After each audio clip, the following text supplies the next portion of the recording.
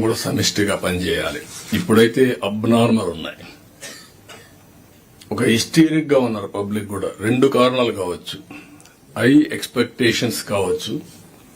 రెండోది జరిగిన అన్యాయం పైన ఇంపేషెంట్ కావచ్చు. ఇన్సెక్యూరిటీ, ఇంపేషెంట్, అన్యాయం జరిగిపోయింది, నాకు న్యాయం చేయాలి అనే ఇది కూడా వచ్చినట్టుంది. ఏది ఏమైనా ఇవి పరిష్కారం చేయడం మనందరి బాధ్యత. కలెక్టర్స్ పైన ఎక్కువ రెస్పాన్సిబిలిటీ ఉంది. దీన్ని ఎప్పటికప్పుడు మేము మీకు కూడా పంపిస్తూ ఉంటాం.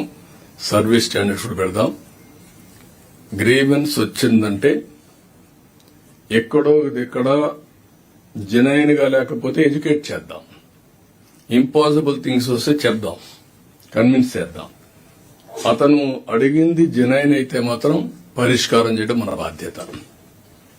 మానవతా దృక్పథంతో మనం ఆలోచించాల్సిన అవసరం ఉంది. ఇవి కూడా ఇవన్నీ కూడా పిటిషన్స్ అన్ని పరిష్కారం చేయాల్సిందిగా నేను కోరుతూ, ఇప్పుడే సోషల్ మీడియా ఇవన్నీ కూడా మీకు ఒక చూపించాం. ప్రింట్ మీడియాలు ఇవన్నీ అవి వచ్చినప్పుడు ప్రతి ఒక్కరికి కూడా మినిస్టర్స్ అందరికి మీకు కూడా ఒక స్టాఫ్ ని పెడుతున్నాం. ఎందుకంటే మంత్రులు కూడా ఒక ఇద్దరిని, ఒక పిఆర్ఓ, ఇద్దరు సోషల్ మీడియా మినిస్ట్రీకి ఇచ్చాం. అదే సమయంలో కలెక్టర్స్ కూడా మీరు వ్యవస్థను ఎస్టాబ్లిష్ చేసుకోవాలి. మనం తప్పు చేయకుండా రాంగ్ మెసేజ్ వచ్చినప్పుడు ప్రజలకు వాస్తవాలు చెప్పడం మన బాధ్యత. త్రూ సోషల్ మీడియా గాని లేకపోతే ప్రింట్ మీడియా ద్వారా చెప్పాల్సిన అవసరం ఉంది. రెండోది, ఎక్కడికక్కడ ఇవన్నీ వస్తూనే ఇంకొక పక్కన మీరు పాజిటివ్ గా మనం చేసే పనులు కూడా ప్రజల్ని ఎడ్యుకేట్ చేయాల్సిన అవసరం ఉంది. అందుకే గవర్నమెంట్ లో మీరు గుర్తుపెట్టుకోవాల్సింది, ఇన్ఫర్మేషన్ డిపార్ట్మెంట్ క్రియేట్ చేసుకున్నాం.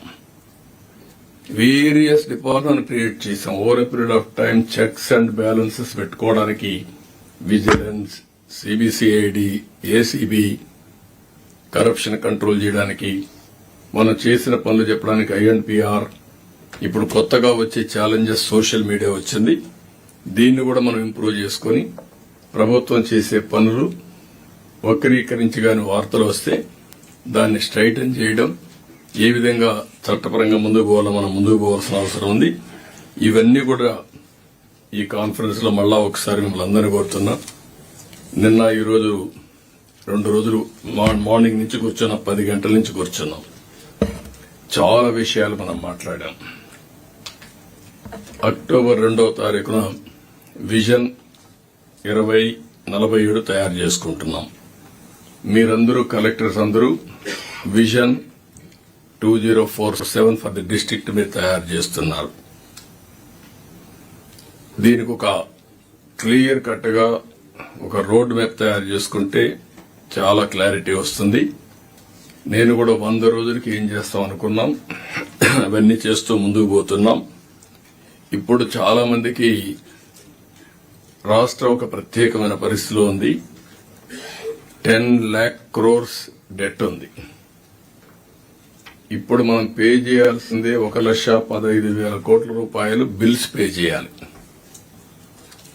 ఒక పక్క బిల్స్ పే చేయాలి, డెట్స్ క్లియర్ చేయాలి, సర్వీసింగ్ చేయాలి, మళ్ళా డెవలప్మెంట్ చేయాలి. దీనికి ఒకటే మార్గం. కేంద్రం కూడా కొంచెం ముందుకు వచ్చింది. ఎందుకంటే ఎన్డీఏలో మేము అందరం కూడా పార్ట్నర్స్ కాబట్టి ఎన్డీఏ తరఫున ఒక హామీ ఇచ్చాం. అందుకే కేంద్ర ప్రభుత్వం కొంతవరకు హెల్ప్ చేయడానికి బైఫర్కేషన్ లో ఉండే విషయాలన్నీ పరిష్కారం చేయడానికి ముందుకు వచ్చారు. ఒక అమరావతి గాని, పోలవరం గాని, క్యాపిటల్ ఇన్వెస్ట్మెంట్ గాని వెంట ముందు వచ్చారు. అయితే ఇవన్నీ ఉపయోగించుకుని మనం సంపద సృష్టించాల్సిన అవసరం ఉంది. సంపద సృష్టించాలంటే law and order utmost important. ఈ రెండు సింక్రనైజ్ చేసుకుంటూ ఎక్కడికక్కడ ముందుకు పోతూ తొందరలోనే డిఫరెంట్ పాలసీస్ కూడా తీసుకొస్తాం. Industrial policy, MSME policy, entrepreneurship policy, FDI, hardware, electronics, semiconductor గాని, startup policy, food processing, energy, liquor policy, airports, ports, roads, ఇవన్నీ PPP model, viability gap funding, water, P40 poverty, logistics, blue ocean economy, youth policy, sports policy, ఇలాంటివన్నీ కూడా తీసుకొస్తాం.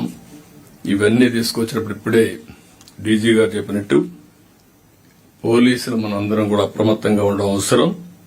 Visible policing ఉండాలి, invisible police ఉండాలి. తప్పు చేస్తే straight గా పట్టుకునే పరిస్థితి మనం రావాలి. అలాంటి వ్యవస్థకు మనం శ్రీకారం చుట్టాల్సిన అవసరం ఉంది. మళ్లీ ఒకసారి అందరిని రిక్వెస్ట్ చేస్తున్నాను, మీరు మాట్లాడే ముందు డౌట్స్ ఉంటే చెప్పండి. ఏ విషయం వచ్చినా ఒక ఎంపతి ఉండాలి, యాక్సెసిబిలిటీ ఉండాలి. విన్న తర్వాత వాస్తవం ఏదైతే దాన్ని బట్టి యాక్షన్ తీసుకుంటాం. కానీ అసలు వినకుండా పోతే మాత్రం వన్ సైడ్ గా పోతే మన డెసిషన్స్ కూడా రాంగ్ డెసిషన్స్ ఉంటాయి. ఇంకొక పక్క ఎక్కడికక్కడ ఓనర్షిప్ తీసుకోవాలి, మీరంతా కూడా స్టీవార్డ్షిప్ తీసుకోవాలి. ఎఫిషియన్సీ కూడా సమర్థత పెంచుకోవాలి. ఎవరైనా తప్పులు చేసేవాళ్ళు తప్పులు చేసినప్పుడు మనం వాళ్ళకంటే బెటర్ గా ఉంటే తప్ప మనం రైట్ వేలో ముందుకు పోలేం. ఇవన్నీ చేయాలంటే అనునిత్యం మీలో సమన్వయం కూడా ఉండాలి.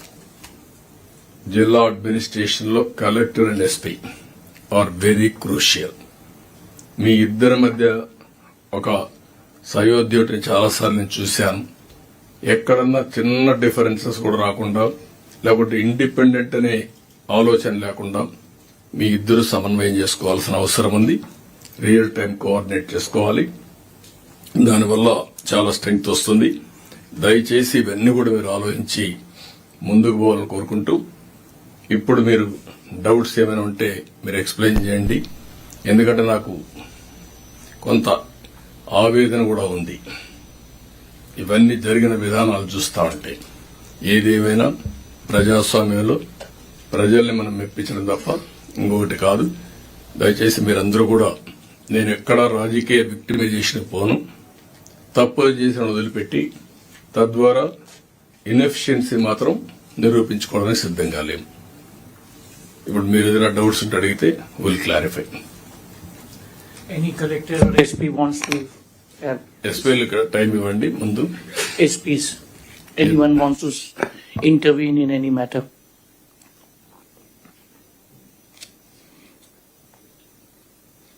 ఫ్రీ టు ఆస్క్ డౌట్స్ ఏమన్నా.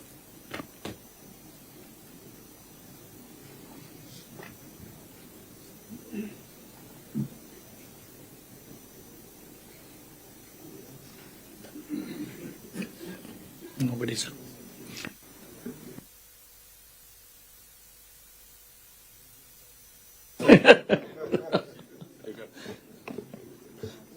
All of you can break that silence.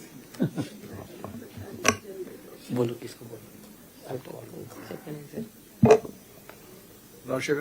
Rajshekhar. Sir, good evening, sir. Rajshekhar, sir, CP Vijayawada, sir. Sir, honourable CM గారు చెప్పినట్టు టెక్నాలజీని ఉపయోగిస్తూ ఇన్విజిబుల్ పోలీస్, విజిబుల్ పోలీసింగ్ దిశగా మేమందరం కృషి చేస్తాం సార్. ముఖ్యంగా విజయవాడ కమిషనరేట్ పరిధిలో ఆల్రెడీ కొన్ని ప్రోగ్రామ్స్ టేకప్ చేశాం సార్. సైబర్ క్రైమ్ అవేర్నెస్ మీద ఒక ఇన్నోవేటివ్గా ప్రోగ్రామ్ తీసుకున్నాం సార్. ఎందుకంటే ఈ మధ్యన చూస్తే సైబర్ క్రైమ్స్ విపరీతంగా జరుగుతున్నాయి సార్. విజయవాడ కమిషనరేట్ పరిధిలోనే రోజుకి 5 నుంచి 6 సైబర్ క్రైమ్స్ జరుగుతున్నాయి. సో దీనికి ఎంత ఏంటంటే అవేర్నెస్ అనేది లేకపోవడం వల్ల జరుగుతున్నాయి సార్. అందుకే ఒక ఇన్నోవేటివ్గా కొన్ని ప్రోగ్రామ్స్ తీసుకుంటున్నాం. ముఖ్యంగా అమాంగ్ పోలీస్ పర్సనల్ ఒక 200 సైబర్ కమాండోస్ని మేము తయారు చేసుకున్నాం సార్, వాళ్ళని ట్రైన్ చేయడం. అదేవిధంగా కమ్యూనిటీ నుంచి, ముఖ్యంగా ఎడ్యుకేషన్ ఇన్స్టిట్యూషన్స్ నుంచి 2000 మెంబర్స్ని, సైబర్ సోల్జర్స్ని రిజిస్టర్ చేసుకున్నాం. సో తద్వారా సిటిజన్స్ని సైబర్ సిటిజన్స్గా తయారు చేయాలనే ఉద్దేశంతో ఒక 2 lakh సైబర్ సిటిజన్స్ ఫస్ట్ ఫేజ్లో తయారు చేయాలనే ఉద్దేశంతో ముందుకు పోతున్నాం సార్. ఇందులో ఏంటంటే అవేర్నెస్ బై ఎక్స్పీరియన్స్ అనే కాన్సెప్ట్ తీసుకుని 16 రకాల సైబర్ క్రైమ్స్ని సిమ్యులేట్ చేశాం సార్. సిమ్యులేట్ చేసి తద్వారా సిటిజన్ సిమ్యులేటెడ్ ఎక్సర్సైజ్ ఏదైతే ఉందో, క్రైమ్స్ ఏదైతే ఉందో అది ఎక్స్పీరియన్స్ అయ్యేలాగా తయారు చేస్తున్నాం సార్. సో ఇది ఒక 3 months టైం తీసుకున్నాం. ఈ 3 months టైంలో 2 lakh cyber citizens Vijayawada city కమిషనరేట్లో తయారు చేయాలనుకుంటున్నాం sir. Apart from that sir, traffic లో కూడా మనం చూస్తే ట్రాఫిక్ అనేది విజయవాడ సిటీలో ప్రతి ఒక్కరూ ట్రాఫిక్ బాగాలేదంటారు. ఆనరబుల్ సీఎం గారు కూడా చాలా సందర్భాల్లో వారు ట్రావెల్ చేసేటప్పుడు ఎక్కువ ఆపద్దు, ఎక్కువ కంజెషన్ చేయొద్దని చెప్పేసి చెప్తున్నారు సార్. సో దానికి సంబంధించి కొంత టెక్నాలజీని అనుసంధానం చేస్తూ ట్రాఫిక్ ని ఇంప్రూవ్ చేయాలనుకుంటున్నాం. ఆల్రెడీ ఆర్కాడిస్ అనే ఒక సంస్థతో టైప్ అయ్యాం సార్. టైప్ అయ్యేసి హీట్ మ్యాప్స్ చూస్తున్నాం.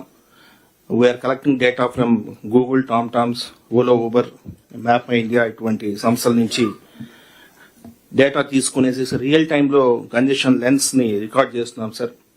సో తమరు నెక్స్ట్ టైం వచ్చేటప్పటికి ఈ కంజెషన్ లెన్స్ ఎలా తగ్గించామనేది చూపించేలాగా మేము కొంత ప్లాన్ చేసుకున్నాం sir. Will live up to your expectation sir. ఖచ్చితంగా నెక్స్ట్ ఫ్యూ మంత్స్ లో will show progress sir. Thank you very much sir.